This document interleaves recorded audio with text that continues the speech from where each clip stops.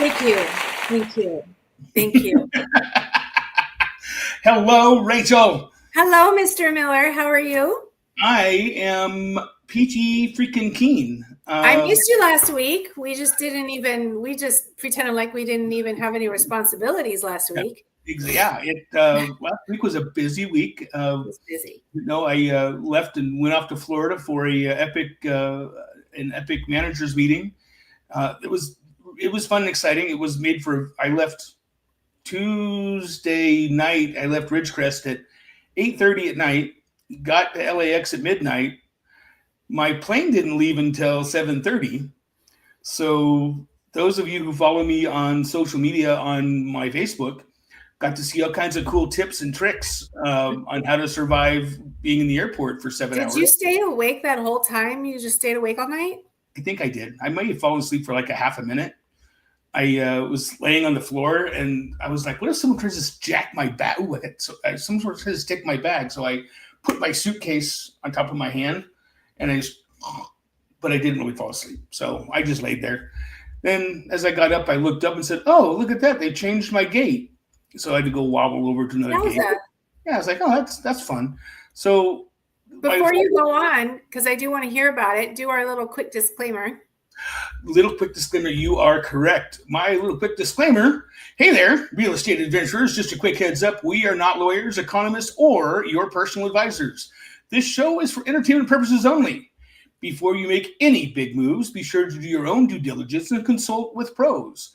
The California real estate world is wild, and we're just to help you ride the wave a little bit with a smile. And that is how we roll here at the Rachel Lynn Miller Show. That's true. Yeah, that's okay. I got a pool behind me. You do.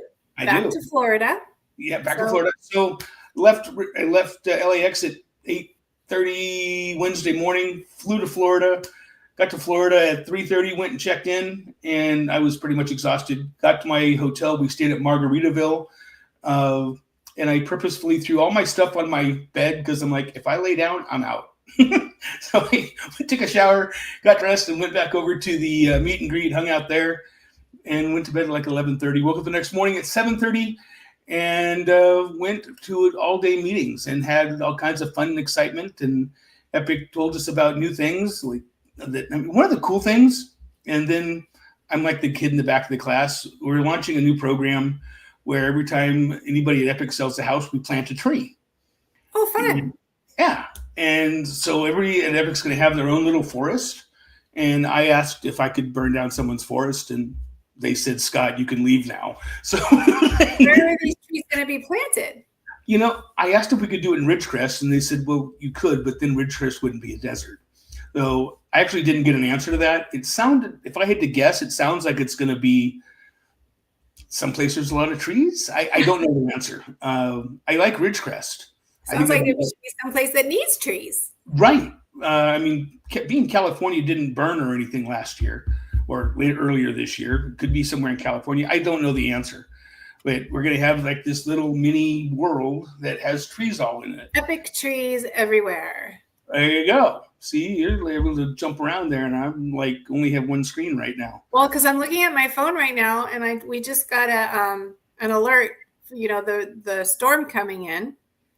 Late Thursday through Sunday, prepare for heavy rains, debris flows, and flooding. Great. Yay. Hey, I wonder if, that's maybe, like I said, a little while ago, I saw something on Facebook that it was raining in the Crest. So I don't know. And yeah. So Florida was really awesome. I actually got to see something I'd never seen in the wild. I saw a real live gator / crocodile. I don't know what it was. And I really didn't want to stick around too long to find out. Where did you see it? In the water. It was a big body of water. I just said to somebody, wonder if I could swim across this. And they looked at me and said, any place there's water in Florida, there's alligators. I said, I can swim fast. And just as I said that, I'm like, oh, look, there's one right there. So it was over near Disney. And we went, and from the world of Isn't That Fun, we went to Epic paid for all the managers and their families to go to Disney Hollywood, and that was kind of fun. Disney Hollywood, or do you mean Disney World? Nope, Disney Hollywood. Disney Hollywood in Florida. In Florida, yeah. There's Okay. like, Good. yeah, in Hollywood. It was kind of cool. It was very cool. I rode Oh, the. look, Susan is here and she says I'm in for trees. Yay. Hi, Susan. Hello, Susan. Oh, there she is. Oh, it's my mom. Hi, Mom. Oh, hi, Mom. Now there's two people. Hi, Mom. Can always count on moms. Right? I don't think she's been on here before with us. I love that. Yes. Yay, Mommy. Yay. The I was going to say trees. Hollywood, Disneyland Hollywood. Disney Hollywood. I went up on the Tower of Terror. And Tower of Terror. You went up. Yeah. The adjective will be down, but you went up. We went up, and then we or went the down. verb, actually, the verb. And then my Apple Watch said that I had fallen, so it was ready to start alerting friends and family that I had fallen. And then, of course, it would text 911 saying, "Hi, Scott has fallen. Call 911." So I heard it I felt it vibrating, and I turned it off. But so that one is Tower of Terror? Tower of Terror, correct. Okay, because the one out here in California, they switched it to the Guardian of the Galaxies. I haven't been on it. I went on it. It used to be Tower of Terror. I went on it once years ago, and I do not like free-fally things. So I just had only gone on it once, and then I know a lot of people love it as the new version of the Guardian of the Galaxy. It's a fan favorite, but I don't go on it. It was fun. I got a cool picture. It was funny as my buddy I went with it on. He's like, "They didn't catch us when we were screaming." I'm like, "I paid the guy not to." Like, shut up, Scott.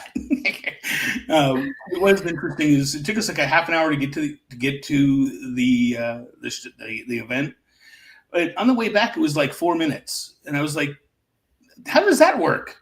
May have been the stop sign we ran over. I'm not sure. Oh, okay. The curbs. I was like, "Is he new?"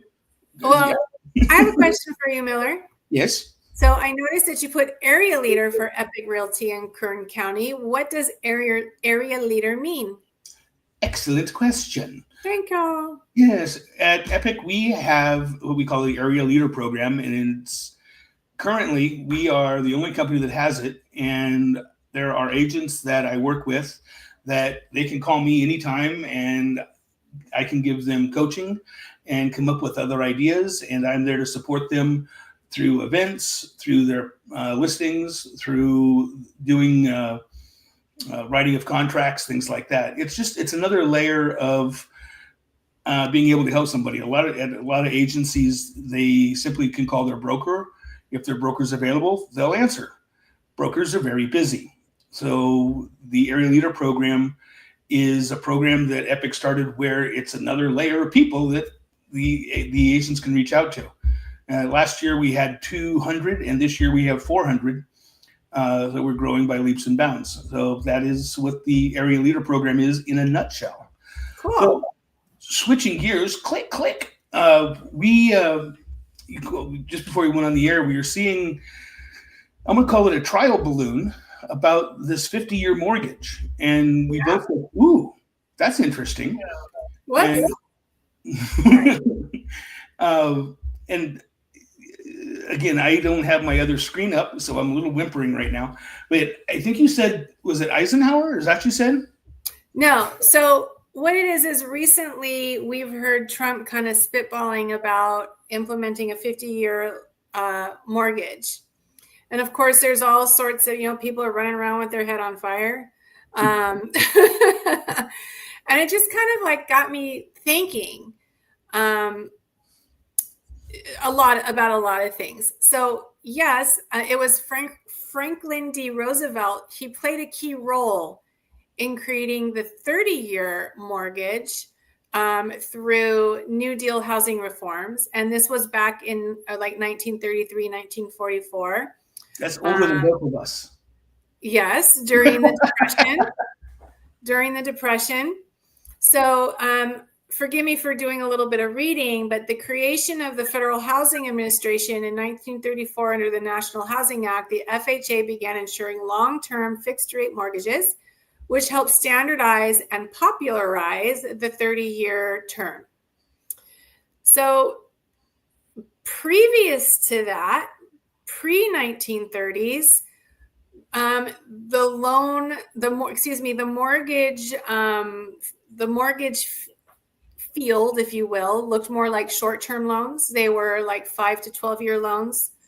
They were mostly interest-only payments, so borrowers typically paid only interest during the term, and then the entire principal was due at the end, much like a balloon payment.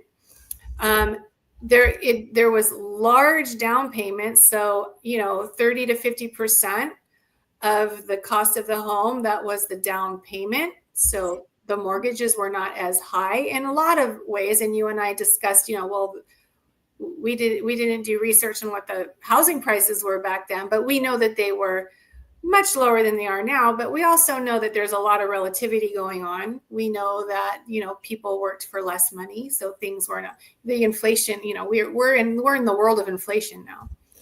Right. No amortization. Loans did not gradually pay down in principal, so this made refinancing or selling essential before the balloon payment came due.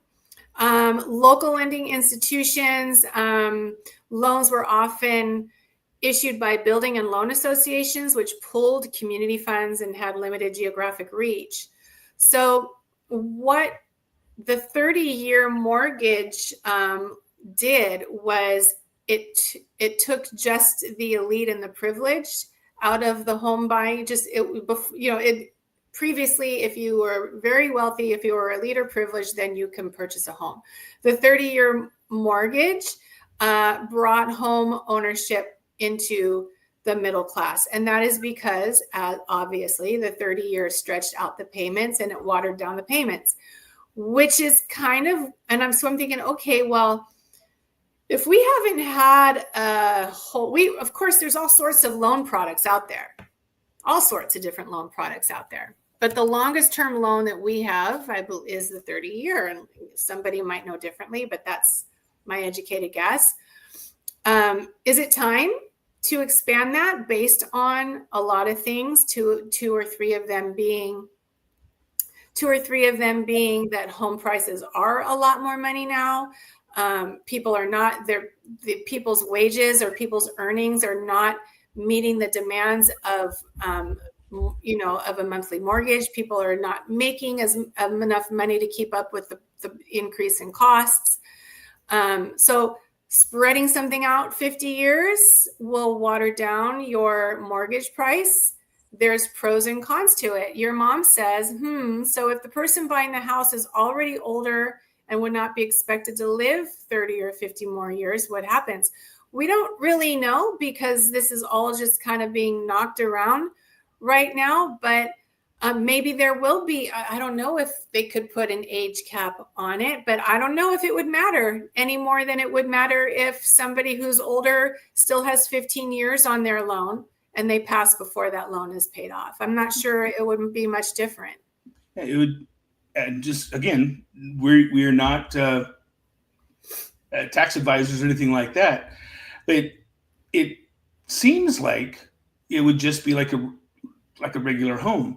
And I did a quick check a second ago that in the 1930s, the average home was between $6,000 and $7,000, and around the Depression, it was $3,400 to $3,500, $3,500.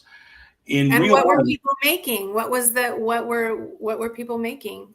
I didn't put that part in, but give you an idea. A house in 1930 cost around $6,000. So in today's dollars, somewhere between $180,000 to $200,000.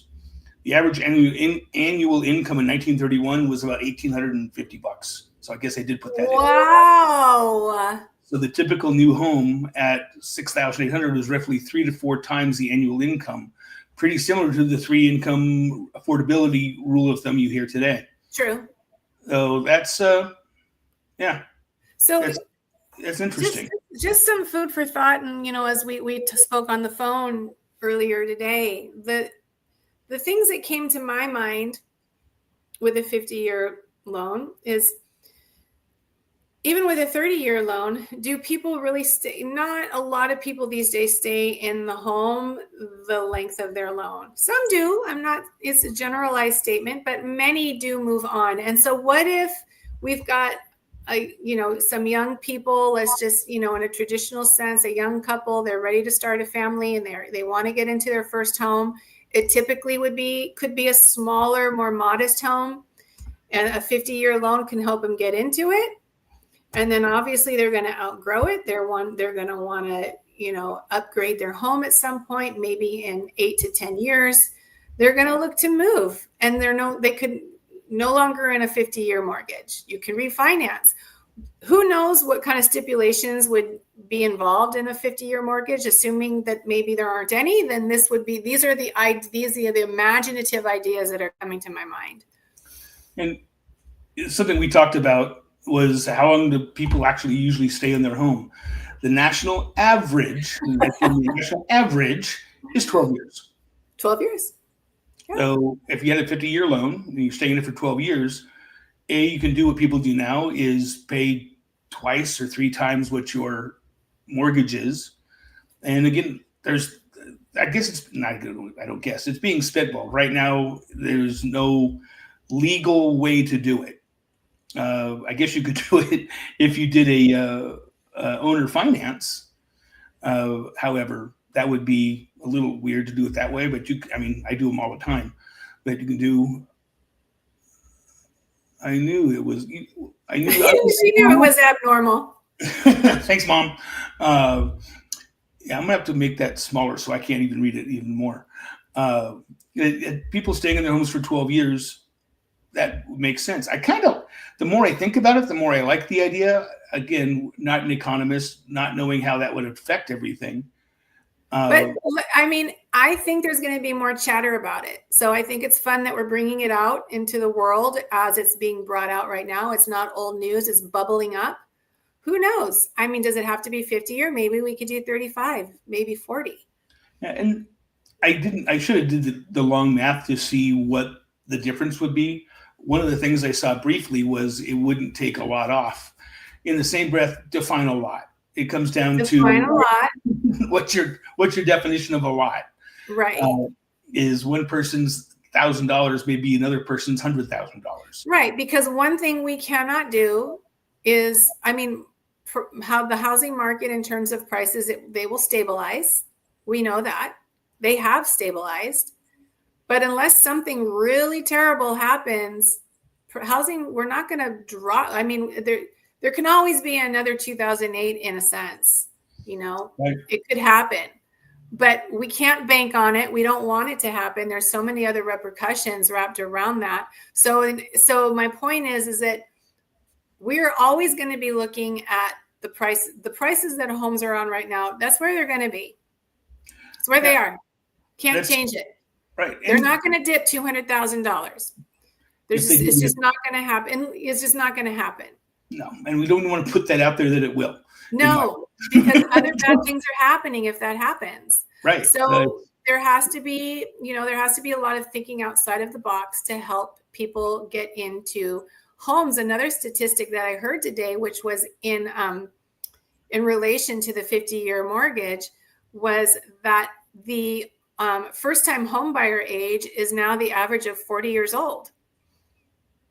Wow. And so, a lot of times people are trying to start families in their mid to late 20s, early 30s. And if they're looking at not being able to get into a home to start a family, that makes things a little tricky. And, going both channels here, if we did the 50-year mortgage, that may free up some additional capital. I read the other day that the average car is $48,000, a new car.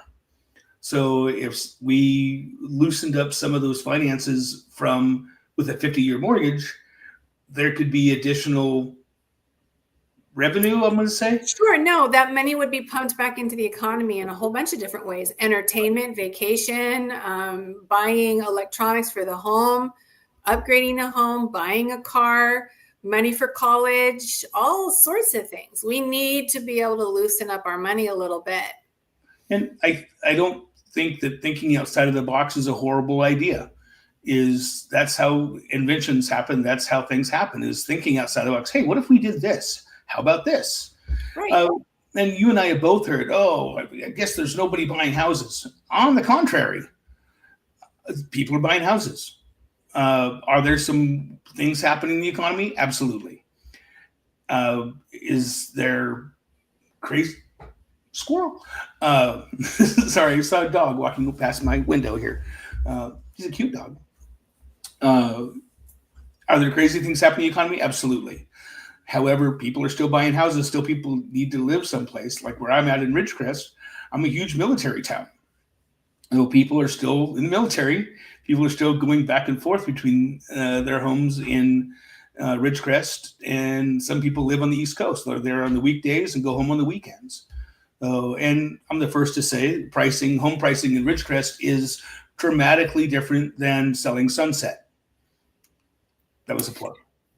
And out here, I would say it's safe to say a large portion of people who are selling in our area are more of the baby boomers who are selling their homes they've been in for 30 years.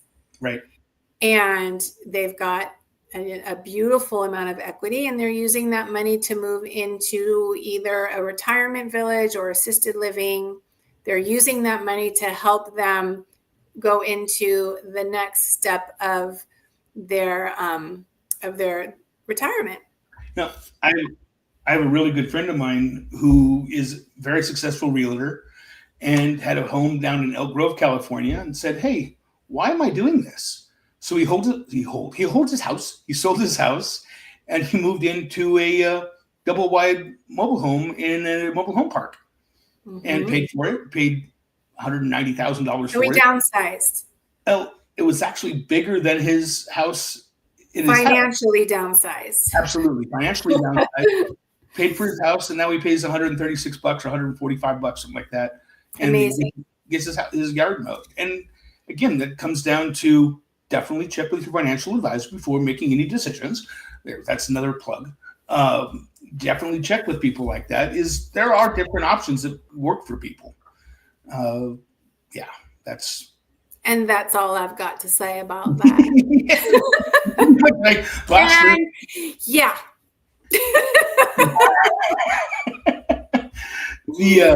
And so I've run out of things to say. How about those Dodgers? Yeah. Yay, Dodgers. Yes. Go Dodgers. I'm not a sports guy, even remotely. However, I will say I guess that I'm going to get so much heat for this. I guess it went like 14 or 16 innings, like something 18. Crazy. See how much I know? I think it was I want to say it was the second or third game. I'm probably going to get slapped around too. But second or third game, they went 18 innings. It went in 9 innings overtime. They basically played 2 games in one. I'm good. That's a lot. Yeah. That's a lot. It was a lot. Yeah. I figured out where I want to go with this. Oh, good. I did. Yay. So for the realtors that are listening now, for the realtors, and I mentioned this a moment ago, people have said, it's not very busy out there. There's not a lot happening. I will tell you that if it's not working, change what you're doing. Okay. I'm glad you said that because I have something to say. I bet you do. What do you have to say? Well, I had a client send me, a Pilates client of mine sent me a fun little interesting Instagram little meme. And I think it was the CEO of Keller Williams. Former CEO of Keller Williams. Former CEO of Keller Williams. Yep. And he was saying, if knowing what he knows now, I believe that was the message. If he were to come into the market now as a new agent,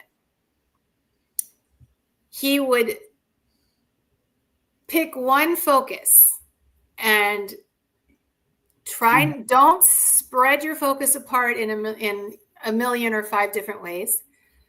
Focus on FSBOs for sale by owners, or focus on canceled, or focus on trusts, or focus on long-term owners. One thing, not even like a neighborhood or a farm, just one thing. and just go all in on that one thing. All of your marketing is created around that focus point. All of your scheduling of your market is created around that focus point. Laser focus on one thing. Your thoughts? I 100% agree. And I kind of liked it. It obviously, I'm not obviously, maybe I am. I'm just not telling you. When I started in real estate, that's what I did. I went hyper focused on FSBOs, for sale by owners, and that's what I focused on. And to this day, I still get a lot of people who contact me for sale by owners. And with that, I also I'm going to say I'm really good at for sale by owners. I'm really good at it. Good. Part two to that is networking with other realtors. I mean, take you and myself for that matter. You're with Gratis Homes. I'm with Epic. And yes, there's not a thing here. We network with other realtors, and that's huge. While we were on the phone, I got a text from a realtor saying, "Hey, I have a client that needs to list their house today. Can you do it?" Wow. And my response was, "Yeah, I will be ready. I can take your call in about 40 minutes."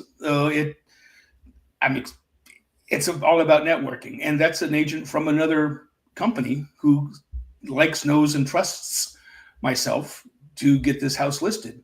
That to me is A, speaks volumes, but B, it goes to what I do is I network. I talk to people. I'm what is called a connector.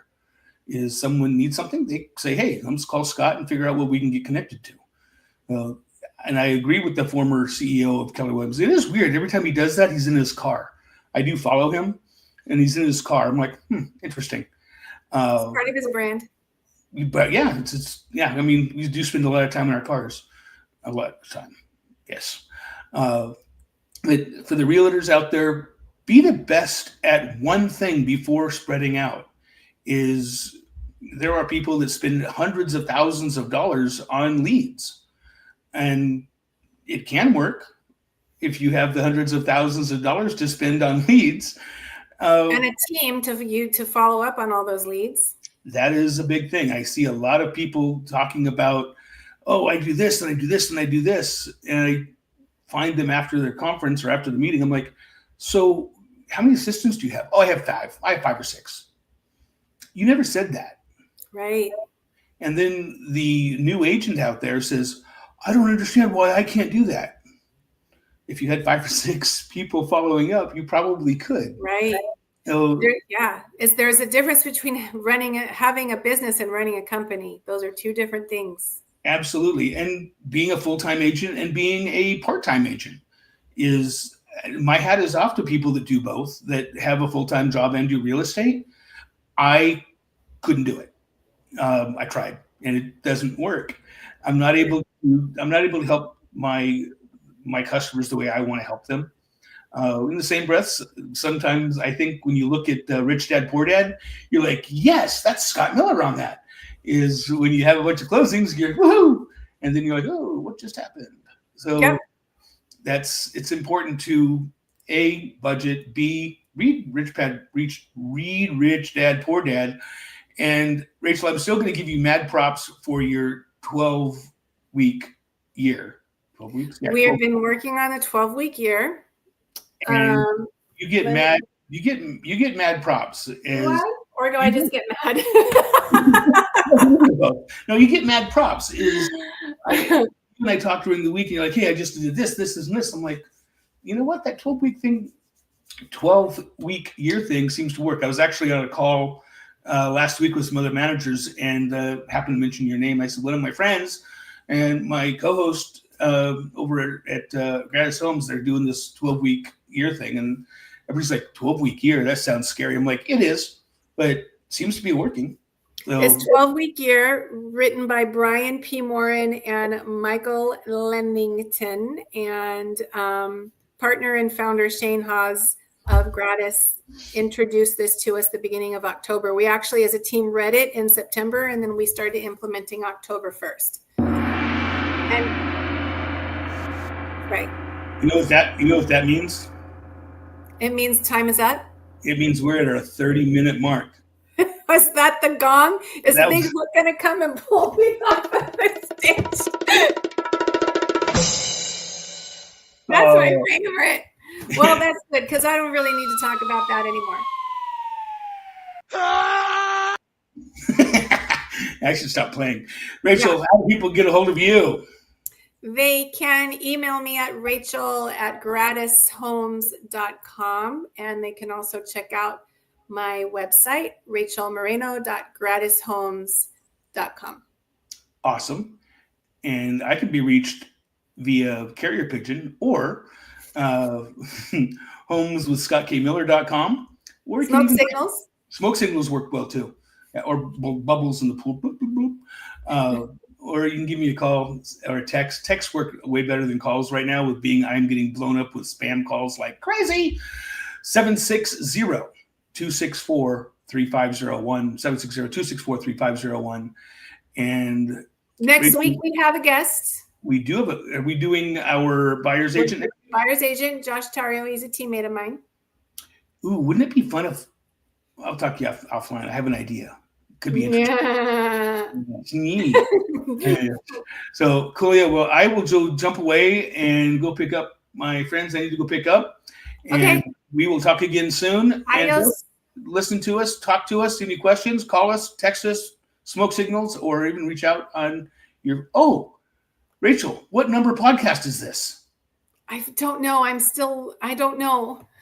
I'm still trying to unshuffle the podcast situation. I'm going through the catalog of our YouTube podcast. They're not all downloaded in chronological order, and I'm shifting everything to Spotify. So I'm going to try and have that done by next week, and then we'll be able to start saying what episode we are. We are episode number. That's right. Yes, we should let our listeners go though, as we're past the gong. We are. So we will let everybody go. And with that, we'll see you guys next week. Adios. Or yours next week. Take care. Bye, Mom. Yeah, bye.